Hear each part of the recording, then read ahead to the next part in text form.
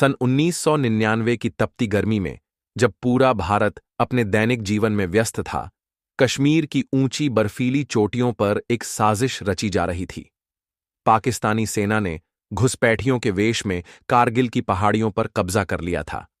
भारतीय सेना को इसकी भनक तब लगी जब कुछ चरवाहों ने देखा कि ऊंचाई पर अजनबी लोग डेरा जमाए हुए हैं। घुसपैठ की खबर और भारत की तैयारी जब भारतीय सेना ने पड़ताल की तो यह साफ हो गया कि पाकिस्तान ने गुपचुप तरीके से कारगिल की रणनीतिक चोटियों पर कब्जा कर लिया है। यह खबर मिलते ही देश भर में हलचल मच गई। सेना के जांबाजों को आदेश मिला, हर हाल में अपनी जमीन वापस लेनी है। युद्ध का आरंभ। ऊंचाइयों पर दुश्मन और भारत की चुनौती। कारगिल की लड़ाई कोई आम युद्ध नहीं था। दुश्मन ऊंचाई पर था और भारतीय सेना को नीचे से चढ़ाई करनी थी, वह भी खुले मैदान में जहां दुश्मन आसानी से हमला कर सकता था। फिर भी भारतीय जवानों ने जोशीला जज्बा और देशभक्ति से दुश्मन के खिलाफ मोर्चा संभाल लिया।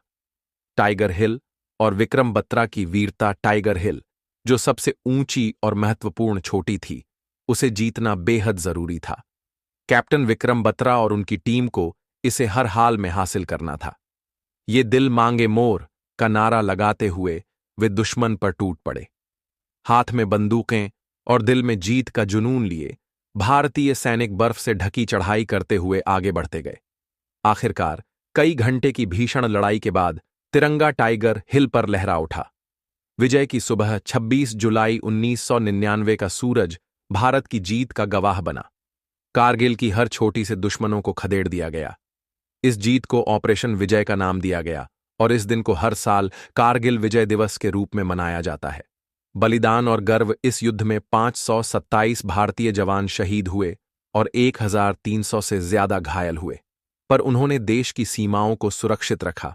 Captain Vikram Batra, lieutenant Manoj Pandey, grenadier Yogendra Yadav जैसे वीरों ने अपनी शहादत से अमरता प्राप्त की। युद्ध का संदेश। कारगिल युद्ध सिर्फ एक जीत नहीं थी, यह भारत के अदम्य साहस, धैर्य और बलिदान की मिसाल थी।